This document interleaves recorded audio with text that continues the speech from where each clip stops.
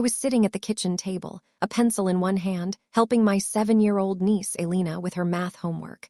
The sun had gone down a while ago, but I kept the porch light on like always. It gave me a sense of comfort, safety. She had her little tongue sticking out while trying to carry the one in a subtraction problem.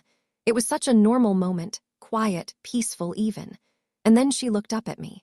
Her pencil paused midair. "Auntie saw," she said, her voice calm like she was asking for more milk. I smiled without looking up. "Yeah, baby." She tilted her head, eyes curious but so serious. "Why did you hide Mommy in the garden?" My body went completely still. My mind couldn't catch up to the words. What did you just say?" Alina didn't blink. She pointed out toward the backyard through the sliding glass door. "I saw you digging that night, remember?" I stared at her, my hands suddenly ice cold. "What night, Alina?" "The night you were crying. You went outside after I went to bed and you had a shovel. You put something in the ground." My throat went dry. I felt the color drain from my face. That night I did dig something, but it wasn't a body. It was a wooden box. A box filled with Melia's, my sister's, things. Her photos, her journal, a broken earring, and a letter she once wrote me. I couldn't bear to keep them in the house, so I buried them in a haze of grief and guilt and desperation. Melia had been missing for over a year. One day, she was texting me about trying a new barbecue place, and the next she was just gone. No note, no signs of struggle, no witnesses, just gone. I reported it immediately. Of course I did. I searched. I posted flyers. I begged the police to keep looking. I answered questions over and over until I started to wonder if I even knew my own sister at all. Eventually, the case went cold, and I became Alina's guardian. She was only 6 at the time, and I told myself she didn't need the burden of knowing everything. She just needed stability, safety, me. But now she was looking at me with those same almond-shaped eyes Melia had, and she was asking if I hid her mom in the garden. I pushed back from the table, my heart pounding in my ears. "Stay here," I told her, trying to sound calm. "I just need to check something." She nodded, unfazed, and went back to her homework, like this was just another Tuesday. I grabbed the flashlight from the drawer and stepped out into the cool night. The garden was overgrown, wild from weeks of neglect. I hadn't been able to bring myself to go near it. That night had taken everything out of me.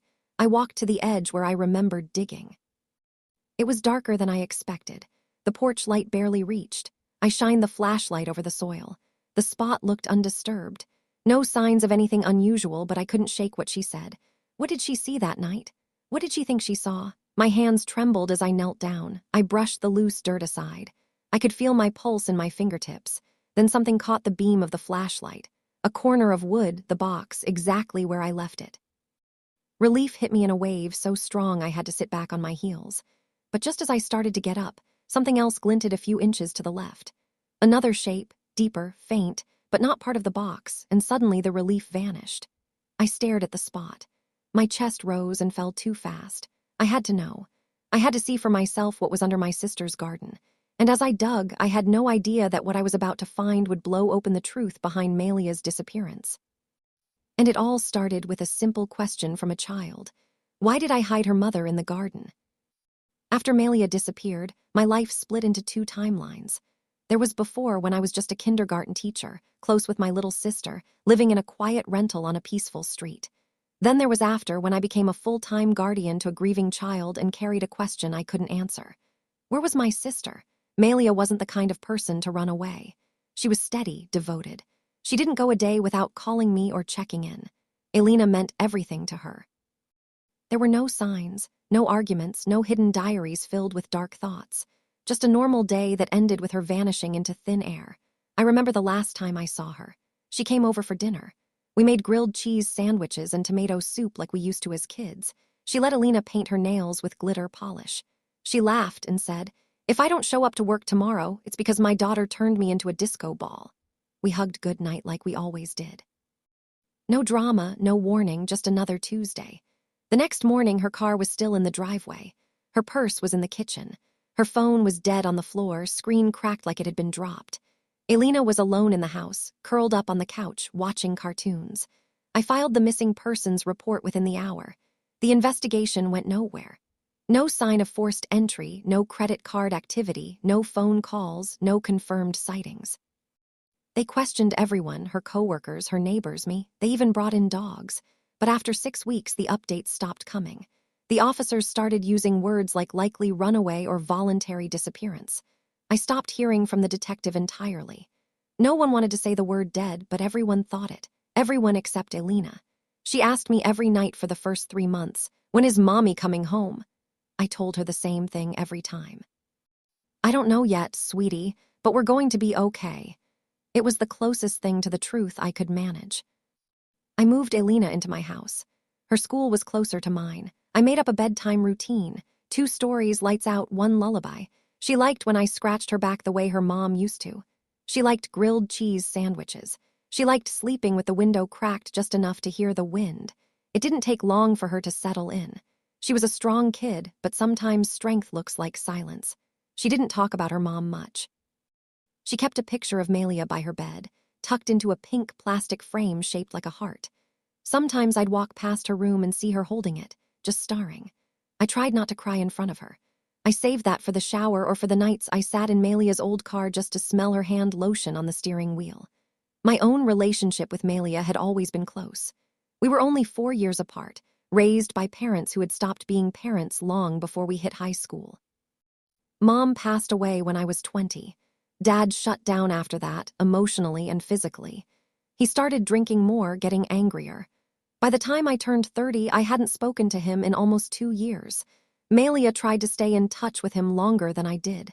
She thought she could fix things. That was always her way. She believed people could change. I think she held on to hope longer than she should have. The last time she brought him up, she said he made her nervous. Not afraid exactly, just tense. She never gave me details. I didn't push her.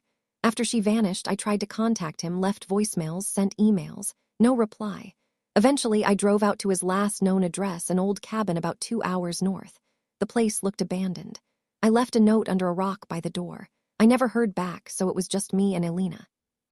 I took time off work at first, thinking I'd need a few weeks to handle the legal guardianship, the emotional chaos, and the search. But weeks turned to months. Grief settled in heavy and stubborn. I went back to teaching because it was the only part of life that still made sense. Kids don't pretend well when they're confused. They ask direct questions. They tell you when your mascara is smudged or when you look tired. Being around 5-year-olds made it impossible to hide. At home, I built a routine for Alina. Stability became the goal. We had breakfast every day at 7:30, homework before dinner, no scary movies, no bedtime delays. She needed order, and so did I still. There were moments, quiet ones, like when she'd come sit beside me silent and lean her head on my shoulder, or when she drew pictures at school of a family with 3 people, even though now there were just 2. One night, she whispered, "If I'm good, will mommy come home faster?" I couldn't speak. I just hugged her tighter. That was our life. We were surviving in a house filled with memories, hoping one day the past would explain itself. And we never imagined the truth had been so close, buried just outside the window. That night, she asked me the question. I thought it was just a child misremembering something she didn't understand. But my niece had seen something, and she remembered more than I ever expected. I stood in the garden holding the flashlight, the dirt beneath my feet cold and loose from where I had dug a year ago. I didn't move. My thoughts clashed and collided in my head, trying to make sense of what Alina had just told me. She had seen me that night. I never knew. I thought she was asleep. It was the middle of winter when I buried that box, just a few weeks after Malia vanished. I had gathered some of her things, items that reminded me too much of her to keep inside the house. A necklace she always wore, a bottle of shampoo she loved, her journal filled with notes and to-do lists and bits of poems she never finished. I wrapped them in a blanket and placed them in an old wooden box. It wasn't supposed to mean anything symbolic. I didn't believe in rituals. I just needed the things gone. I needed the house to stop smelling like her every time I opened a drawer. I waited until Alina had gone to sleep, bundled up in a hoodie, and walked outside with the shovel. I didn't cry when I buried the box. That part surprised me. I just felt numb, hollowed out, like I was packing away a version of my life that didn't exist anymore. And now my niece, my brave, curious, too observant niece, was asking me why I buried her mother out here. My heart hadn't stopped racing since she said those words. It wasn't just what she said. It was the way she said it. Calm, confident, like she wasn't guessing, like she knew. I crouched beside the old flower bed. My flashlight beam flickered against the damp ground. The spot looked untouched, same as always. I reached forward and scratched at the soil with my fingers, brushing aside the top layer. The wood of the box peeked out from underneath, exactly where I remembered it. But then I saw something else. To the left of the box, barely a foot away, the edge of the soil was darker. Not from moisture. Something had disturbed it. I stood and backed away, my chest tight. I needed air. I needed to think. I didn't understand what I was seeing. But one thing was certain. The ground had been moved again, and not by me. When I walked back inside, Alina was still at the table. She was coloring now, using a red crayon to outline what looked like a tree. "Alina," I said, keeping my voice soft. "Can I ask you something?" She nodded without looking up. "That night you said you saw me digging. Did you tell anyone?" She paused, then looked at me. "No, why not? I didn't want you to get in trouble." Her answer caught me off guard. I sat down across from her, folding my hands to keep them from shaking. "Sweetheart," I said, "what exactly did you see?" She shrugged. "You were crying. You were outside for a long time. I opened the curtains a little and watched you. You had a blanket and something in your hands. You put it in the ground." I swallowed hard. "And you're sure it was me?" She looked confused. "Of course it was you." I nodded slowly, trying to keep my expression neutral. My heart was pounding again. Her story lined up with what I remembered. She must have seen me bury the box. That's all it was. A child half asleep, seeing something strange and piecing it together in her own way. Her imagination filled in the rest. That should have been enough. I should have reassured her, laughed it off, and let it go. But something didn't feel right. Later that night, after she fell asleep, I found myself sitting at the kitchen table, staring out at the garden. My eyes kept drifting back to that dark patch in the soil. I thought about how much time had passed, about how no one ever found anything, about the things I never said to Malia when I had the chance. I thought about our father. It had been over a year since I tried to reach him. I hadn't seen him since the week before Malia disappeared. They'd had a fight, a big one. She came to my house afterward, her hands shaking. She didn't tell me what it was about. She only said he crossed a line. I asked if she wanted me to call the police. She said no. She just wanted to cool off and take care of Alina. She didn't want to make it worse. That was Malia's way, holding things in, trying to fix everything by herself. And then a few days later, she was gone. I opened my laptop and pulled up the last address I had for him, an old cabin upstate near the woods. He had bought it after Mom died, said he needed peace and quiet. Malia used to visit him every few months just to check in. I stopped going a long time ago. He never tried to fix anything between us. I picked up my phone and stared at it for a long time. Then I called his number. No answer. I tried again, still nothing. I checked the time. It was after midnight. I should have gone to bed, but instead I went back outside. I brought the flashlight and a shovel. I dug again, not just at the spot where I buried the box, but around it. A foot in every direction. That's when I hit something hard. Not the box, something deeper, something wrapped in cloth. I dropped the shovel. My hands trembled as I brushed the dirt away. My breath caught in my throat. And suddenly, everything I thought I knew about that night collapsed. The moment my fingers scraped the cloth, something shifted inside me. I knew before I uncovered anything else that this wasn't part of the box I had buried. The texture was wrong. The depth was deeper than where I had stopped.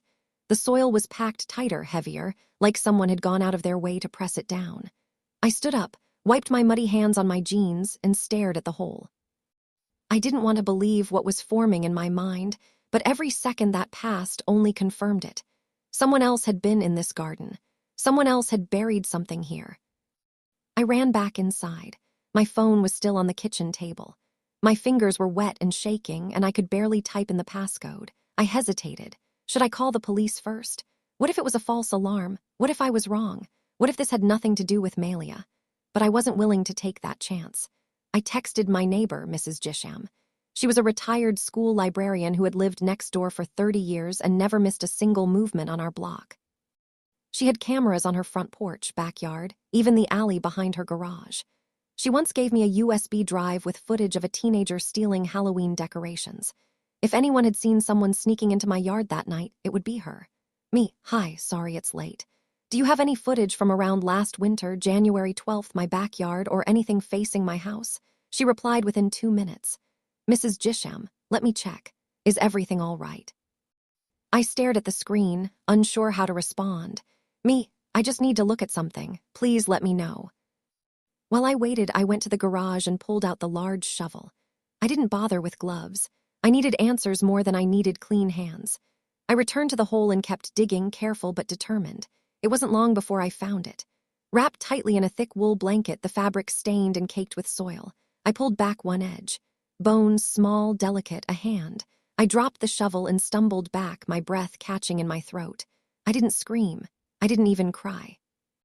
My mind went blank. I stood there for what felt like an hour, staring at the earth as though it had betrayed me. Then I heard Alina's voice.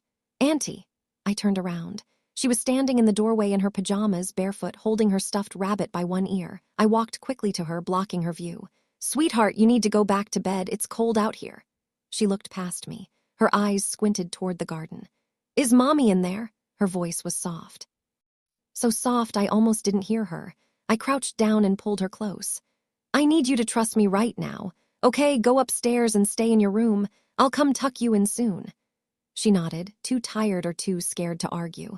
I watched her walk away, hugging her rabbit like it could protect her from what she already knew. I called the police. I gave them my name, my address, and told them there were human remains buried in my backyard. The dispatcher kept asking me questions, but I barely processed them. My voice sounded like it belonged to someone else. Within 10 minutes, I heard sirens. Red and blue lights splashed across the walls of my living room.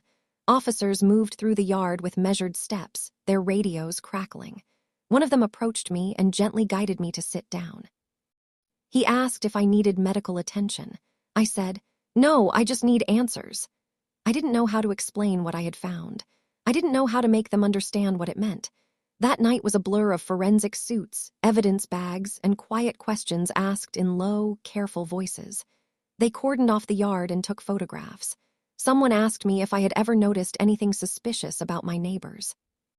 I told them I buried a memory box for my sister and had no idea anything else had been down there. Then Mrs. Gisham called me. "I looked through the footage," she said. "I have something from that night. Can you send it to me?" I asked. "I already emailed it to the detective you spoke to." Her voice was hesitant, like she didn't know if she should say the rest. "There's someone in the video walking across your backyard late that night around 2:30 in the morning. Can you see who it is?" I asked, my chest tightening. She took a breath. "It looks like a man, broad shoulders, wearing a thick coat, but when he turns toward the alley, I got a partial view of his face under the porch light." She paused again. "It looked like your